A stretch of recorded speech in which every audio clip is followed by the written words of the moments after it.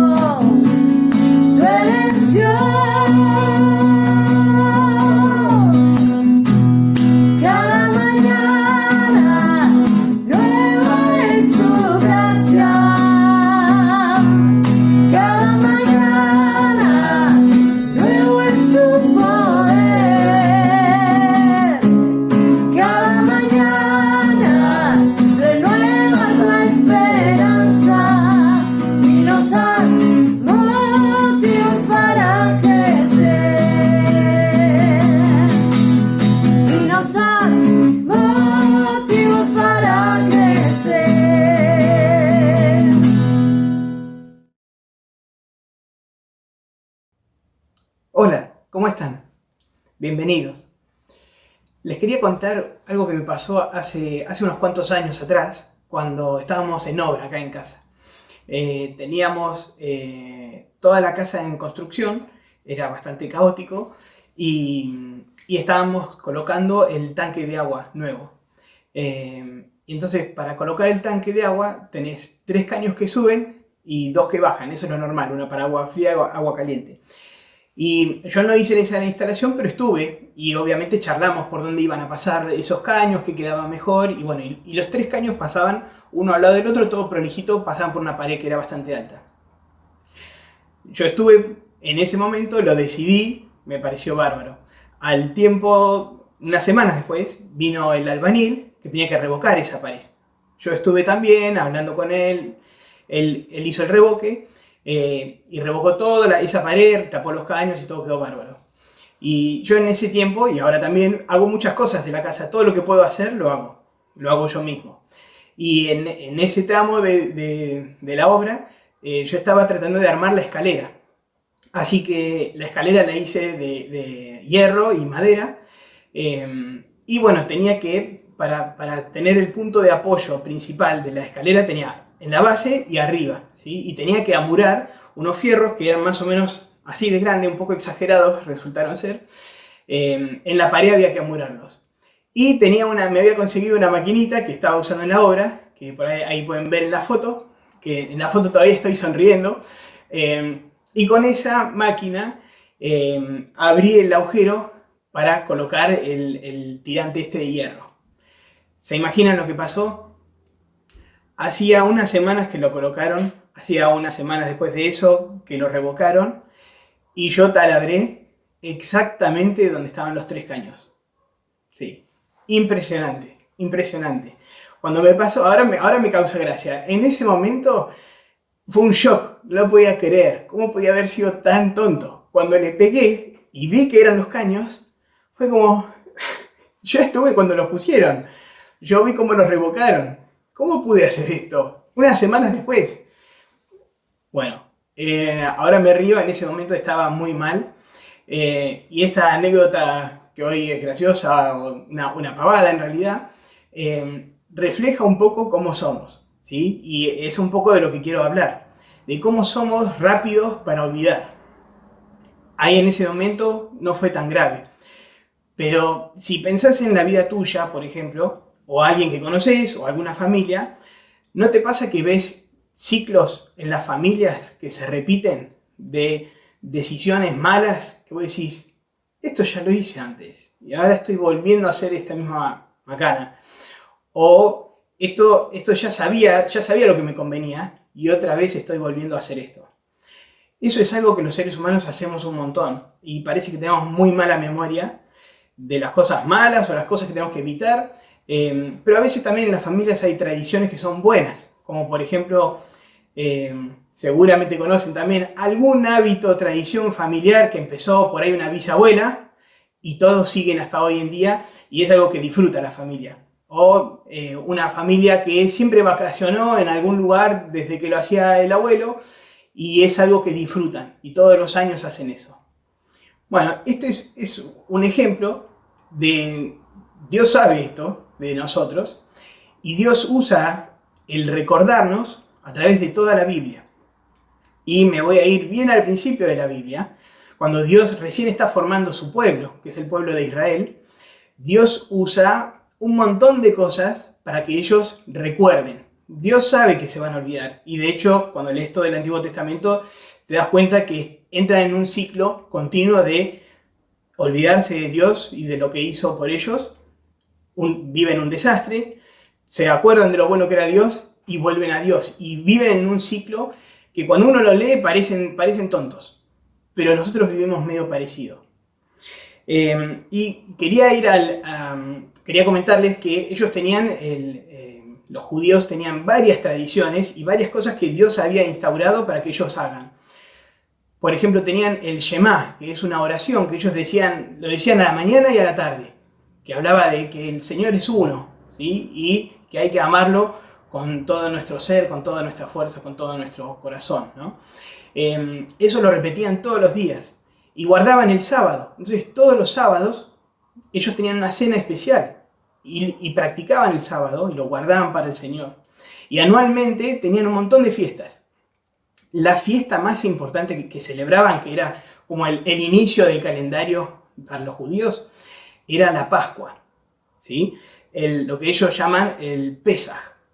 Entonces esa celebración recuerda un momento muy importante. Y quiero que lo veamos muy rapidito, se los voy a contar.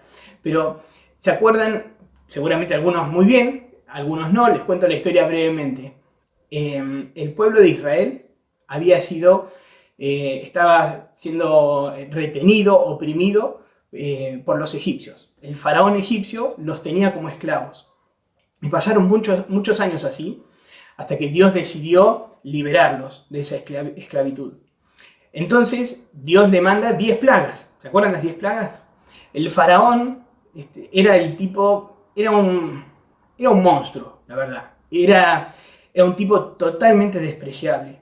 Y no solamente tenía con los israelitas mano de obra barata, los maltrataba. Ellos vivían en la amargura, ¿sí? Vivían en el sufrimiento y era un momento amargo en la vida de ellos.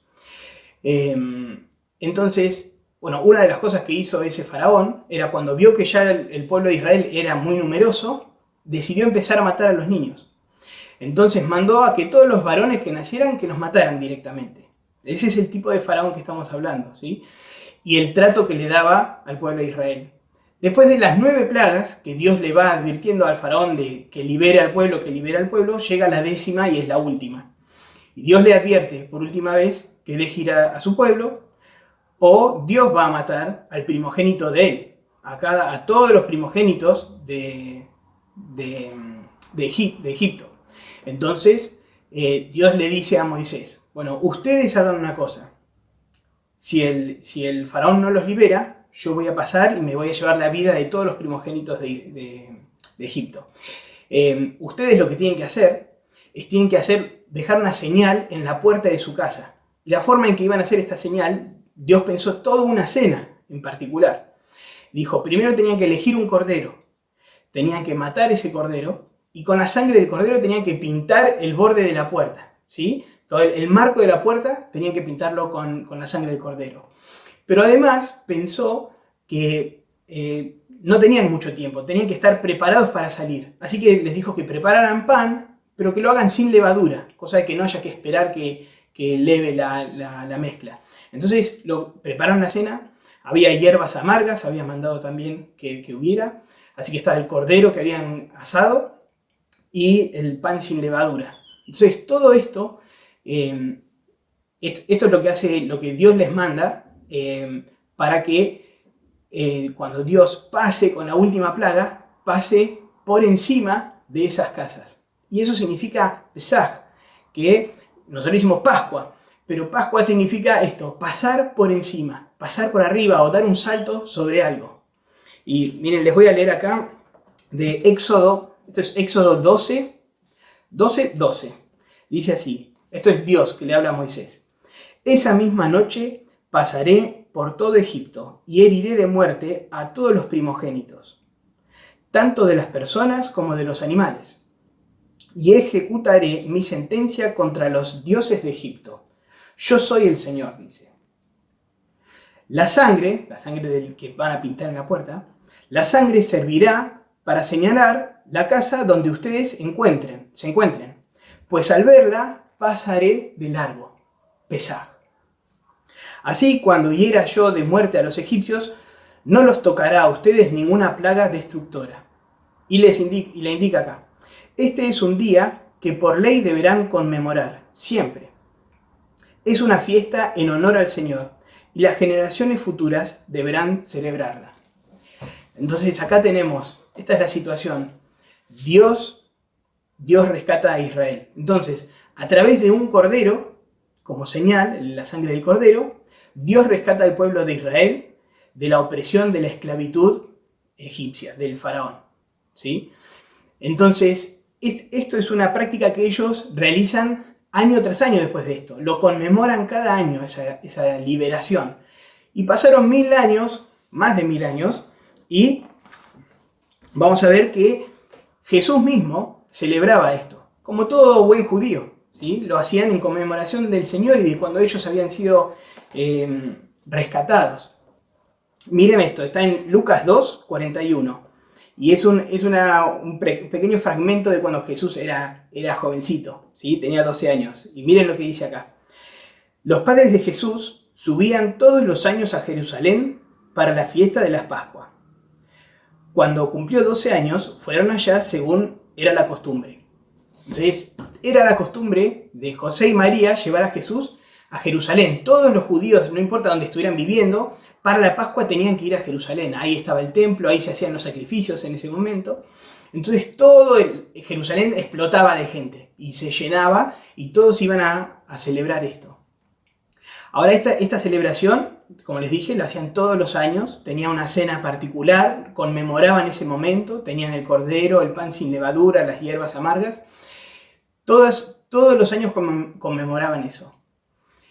Y Jesús, ahora sigo con Jesús adulto, y Jesús, en la noche, la última cena, lo que llamamos la última cena de Jesús con los discípulos, ¿saben qué noche es? Es la Pascua. Y entonces, obviamente esto no es casualidad. Jesús había hecho preparar un lugar para que él pueda pasar la Pascua con sus discípulos. Pero una Pascua muy distinta. Entonces Jesús venía celebrando con ellos y en esa noche, quiero que entiendan bien esto, no era una cena más. No era que una cena, era la última, pero era una cena más. No, esa última cena era la cena de la Pascua. Eso es lo que estaban celebrando. Estaba el cordero, estaban las hierbas amargas, estaba el pan sin levadura, seguramente lo que iba a tomar en la copa. Entonces estaba todo eso, habían preparado. Pero Jesús hace algo distinto. Jesús transforma esa celebración. Los discípulos en ese momento no terminaban de entender lo que estaba pasando, lo entienden mucho más tarde. Pero Jesús usa esa celebración para enseñar una nueva celebración, que es lo que nosotros conmemoramos ahora como la Cena del Señor. Jesús transforma todo. Entonces, ellos todavía Jesús estaba por ir a la cruz. ¿Y saben lo que es interesante? Jesús, aparentemente, por lo que uno puede entender, leyendo los 4 evangelios, Jesús se adelanta un poco con el tiempo de esta cena porque sabe que tenía poco tiempo. Y que lo iban a ir a buscar, que iba a ser traicionado, que iba a ser juzgado injustamente y que iba a ser crucificado. En el momento que Jesús está siendo crucificado, ese día, era el día principal donde se mataban todos los corderos de la Pascua. ¿Ven la similitud? Había una cena que ahora es cambiada por la Cena del Señor. Y había un cordero, una conmemoración del cordero de cuando fueron rescatados de Israel, que ahora era Jesús. Todo esto no es casualidad. Es más, el pastor Winger, Mike Winger se llama, dice, no hay que pensar que Jesús junto con Dios calcularon que esto coincidiera con la Pascua, sino que Dios, como Dios hace las cosas, calculó la salida de Egipto para que coincidiera con la muerte de Jesús. Porque la muerte de Jesús es el centro de todo. La Biblia, todo el Antiguo Testamento y todo lo que se escribe después, todo apunta hacia Jesús. Entonces es increíble ir viendo cómo se interconecta todo. Algo que fue escrito miles de años antes, celebraciones que tenían miles de años antes, eran como la sombra, ¿sí? Como era lo que iba mostrando de a poquito lo que se iba a consumar en la muerte y la resurrección de Jesús. Entonces Jesús viene a transformar todo eso, pero lo hace muy simbólicamente en esa fecha. En 1 Corintios dice que Jesús es nuestro Cordero Pascual. O sea, Jesús toma ese lugar. Entonces, nosotros vemos que en el Antiguo Testamento, un cordero, Dios usa un cordero a través de un cordero, Dios rescata a Israel, ¿sí? De la opresión y la esclavitud del faraón. Ahora, a través de Jesús, Dios rescata a toda la humanidad. ¿De qué nos rescata? De la esclavitud, pero es la esclavitud del pecado, la esclavitud de nuestros deseos, la esclavitud de nuestro odio, de nuestro rencor, de nuestros celos. Dios nos libera del pecado y de la muerte. Entonces, acá tenemos un reemplazo. Dios instaura una nueva era, instaura un nuevo pacto. Este es el nuevo pacto, ¿sí? Y les voy a leer cuando Jesús manda a que preparen la Pascua, la cena de la Pascua, y les dice esto. Cuando llegó la hora, Jesús y sus apóstoles se sentaron a la mesa. Entonces les dijo: he tenido muchísimos deseos de comer esta Pascua con ustedes, antes de padecer. Pues les digo que no volveré a comerla hasta que tenga su pleno cumplimiento en el reino de Dios. Luego tomó la copa, dio gracias y dijo: tomen esto y repártanlo entre ustedes. Les digo que no volveré a beber del fruto de la vid hasta que venga el reino de Dios. También tomó pan y después de dar gracias lo partió. Se lo dio a ellos y dijo: este pan es mi cuerpo. Este pan es mi cuerpo, entregado por ustedes. Hagan esto en memoria de mí. De la misma manera tomó la copa después de la cena y dijo: esta copa es el nuevo pacto en mi sangre, que es derramada por ustedes. Entonces, acá les repito, los discípulos todavía no podían digerir de que Jesús vaya a morir pronto, todavía no lo habían entendido. Jesús se lo está diciendo re clarito, y Jesús, vieron que dice: he tenido muchísimos deseos de comer esta Pascua. Jesús ya sabía desde siempre. Había una Pascua, y en una Pascua iba a pasar esta cena, y Jesús les iba a mostrar: hay un nuevo pacto en mi sangre. Vengo a restaurar todo. Vengo a restaurar los corazones, las familias, las tradiciones, los errores. Entonces Jesús es ese Cordero, ¿sí? ¿Por qué recordamos, por qué Jesús nos pide que hagamos esto? A partir de ese momento, los cristianos dejamos de celebrar la Pascua como el Pesaj del Antiguo Testamento y empezamos a celebrar esto. Lo hacemos seguido, porque necesitamos recordar. Como les dije, en el Antiguo Testamento Dios pensó que tuviéramos muchas cosas para recordar y Jesús sigue con eso. Necesitamos recordarlo a Él. Necesitamos recordar que Jesús es el centro de todo. Les dije, de la Biblia, el centro es la muerte y la resurrección de Jesús. Históricamente es el centro de nuestra historia y tiene que ser el centro de nuestra vida, porque la muerte y la resurrección de Jesús es nuestra vida, de eso depende nuestra vida. Entonces, ¿por qué quiere Jesús que lo recordemos? Obviamente recordarlo lo glorifica a Él, ¿sí? Pero nos hace muy bien a nosotros. A nosotros recordar la muerte y la resurrección de Jesús nos hace tener más fe. Y es donde cobramos nuestra esperanza. En esa imagen es que recuperamos nuestra esperanza cada día que la perdemos, volvemos a mirar a Jesús y volvemos a tener nuestro norte, ¿no? Nos vuelve a centrar. Por ahí en la vida cotidiana, como nos olvidamos de dónde pasaban los caños, nos olvidamos de Dios y nos olvidamos de preocupados con un problema, del trabajo, de los hijos, nos desenfocamos y empezamos a preocuparnos un montón por eso y volver a recordar a Jesús, su muerte y su resurrección pone todo en perspectiva. Nos da una perspectiva eterna sobre nuestra eternidad y eso nos da una perspectiva real de la vida diaria. A veces la vida diaria nos agobia, mirar a la cruz es nuestra esperanza.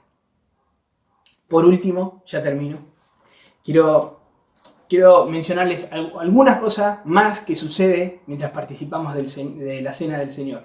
Pablo dice en 1 Corintios 11:26, está hablando Pablo de la Cena del Señor y dice esto: porque cada vez que comen este pan y beben esta copa, proclaman la muerte del Señor hasta que Él venga. Entonces miren lo que está sucediendo. No solamente a nosotros nos hace bien recordarlo, nos da esperanza, nos renueva nuestra fe, lo glorificamos a Él, pero esto proclama la muerte del Señor. Es una forma de anunciar. Una forma de anunciar la muerte y la resurrección de Jesús es participar de la cena de Él, conmemorarlo.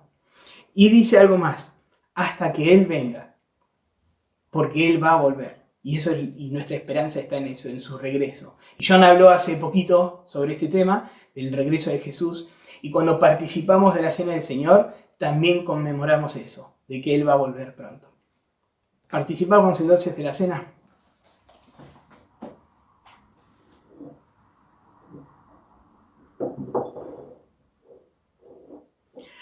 Bastante distinto a cómo fue esa noche. Nosotros con un simple pedazo de pan y un poco de jugo o vino, conmemoramos a Jesús. Nos tomamos unos segundos para meditar en Él, en su cuerpo, en su sangre y cómo nos rescató a nosotros. Vamos a orar. Señor, te damos gracias por ser nuestro Cordero Pascual, porque vos sos el Cordero que pudo hacer que Dios pasara por alto nuestros pecados. Los tuviste que pagar vos, no fue gratis, pero nosotros pudimos ser pasados por alto. Todos nuestros pecados, nuestros errores, la forma en que despreciamos al prójimo, toda esa parte oscura de nuestro corazón, Dios la puede pasar de alto gracias a vos. Gracias por ser nuestro Cordero que moriste en nuestro lugar. Te damos gracias ahora por el pan que representa tu cuerpo, Señor. Gracias por entregar tu cuerpo por nosotros. Participamos del pan.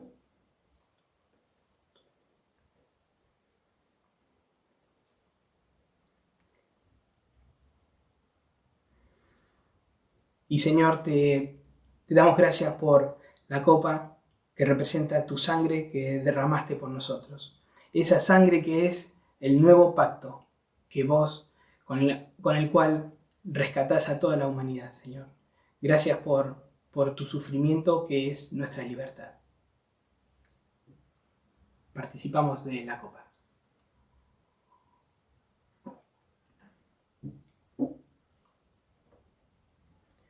Señor, gracias por este tiempo de recordar tu fidelidad en nuestras vidas, tu misericordia y tu perdón. Te pedimos que podamos en esta semana tenerte presente en nuestras vidas, en nuestras familias, y que tengamos siempre el tiempo y el momento para recordar tu muerte y tu resurrección, Señor, que es nuestra vida y nuestra salvación. En el nombre de Jesús. Amén. Que Dios los bendiga.